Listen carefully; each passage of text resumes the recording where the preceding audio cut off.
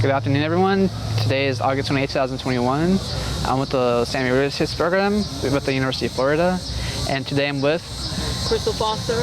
May I explain why you're here in DC protesting for? I think it's just so it's just so important that we come outside of our state, our local city, where there's so many corrupted officials and state attorneys, the government, and take it to a national level to bring attention to the cases that are been swept under the rug of police brutality and police killings. Yeah. May I explain who was the Edward Foster, please? Edward Foster III, they call him Butch, is my brother. He was walking to the store, doing the same normal schedule that he does every day from work at 3 in the afternoon in a very large city, and to get dog food for his dog, when there was a quote-unquote 911 call saying there was a man wielding a gun, and within 5 seconds, officer profiled my brother, and from inside the vehicle shot him multiple times. My brother was on his knees with his hands up, and he still continued to execute my brother. My brother was shot in the back, in the buttocks, in his neck. He was executed, and this officer has 3 kills, 6 shootings under his belt in less than 10 years. Wow.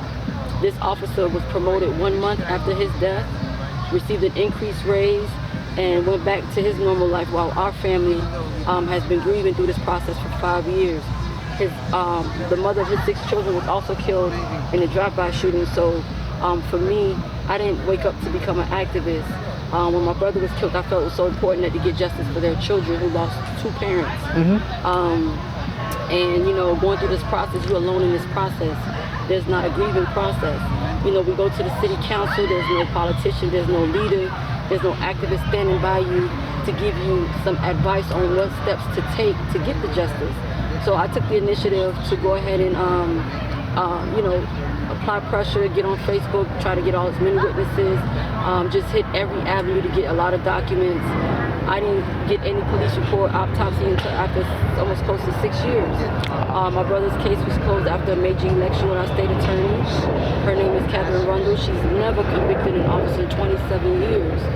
And with that said, my job now is to definitely make sure that they reopen the case, which is one of the biggest reasons why I'm here. I think it's so important that we apply pressure, and definitely reopening the case is one of the biggest things that we need as broken families.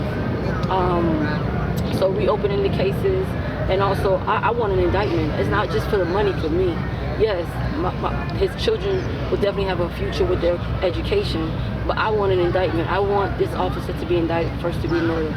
George Floyd gave us hope. His case allowed us to have hope, and provide us with some type of leeway to know that we can get justice. It's just unfortunate that if there was no cameras for George Floyd, there wouldn't be a George Floyd. It's just unfortunate that there's no footage on a lot of these cases, and that's why we don't have these major civil activists like Benjamin Crump, Al Sharpton, that just be acting. They just want cases that have some type of visual, and we don't have that. So because we don't have that, does that make our case not important? Absolutely not. Our case matters. My brother's life mattered. His life mattered. He was innocent, and I'm going to take that all the way to the end. I'm going to have to try to, I want a federal indictment, and I just want people to know that, we never accept no for an answer. Continue to fight, even if your case is closed. Continue to. I changed my purpose into my pain into a purpose. I am a new founder for We Stand for Justice. I was able, with the help of social media, to give body cameras for the city of Homestead because they didn't have any body cameras. So it's just my fight is to get justice for my brother, and along the way help and get justice for other families going through the same process. Thank you so much. I guess the interview should be. Any last words then? Final statements. I just want to say that it's just unfortunate that I'm hearing all these cases, and it seems like the system is so corrupt. There's an injustice system. Everyone, we're not getting police reports. We're not getting any type of documentation on our family cases, and it's just not right. Because if we killed an officer, it would be a whole different story. There are some good policers out there, but when you have a police like this officer who has killed Anthony Green, Homestead Anthony Green, 3 people, and been cleared on 6 cases by one state attorney's office, that's a red flag. You know, that's a red flag. And you know, I just want to thank Impacted Families. I want to thank the organizers for putting this together. And you know, your school is a UF. Yes. And your school as well, because without you all, we wouldn't be able to, you know, allow us to get some type of exposure on these cases. So for me, it's all about justice. I want my brother to know that, you know, we're going to fight to the end. And it's just unfortunate to see so many families go through the same process. Yes. Oh, thank you so much. May you say his name again?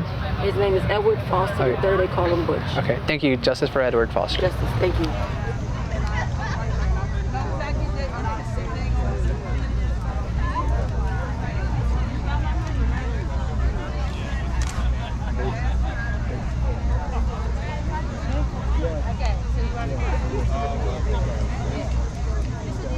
Okay.